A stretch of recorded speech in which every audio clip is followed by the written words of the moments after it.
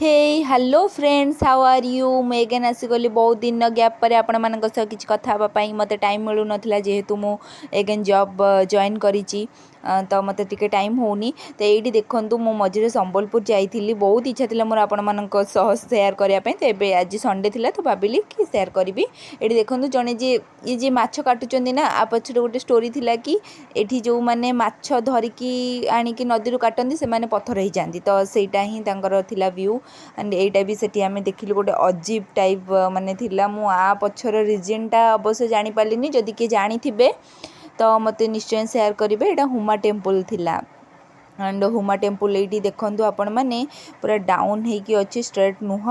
And यहाँ तो आखपाख area बहुत बहुत बढ़िया थिला, पत्थर पूरा सबुआड़े थिला आउ पूरा खाली खाली थिला, बहुत बढ़िया लगुला। यहाँ आम घंटेश्वरी जाऊँ, घंटेश्वरी जीवा रास्ताटा थिला एमती एंड जोटा कि माने दीपट साइड पूरा पानी पूरा डाउन, पूरा बहुत डर लगे। पर जहाँ हो मुझे जनक सपोर्ट रे पलैली एंड मो लाइफ रे खुशी गुड़ाक कौटी थिला के जानी सब न्यू ईयर आसला परे से पूरा एंटर कर पूरा केते दिन रही देखा जाऊ। आ मस्त पूरा एंजॉय कर।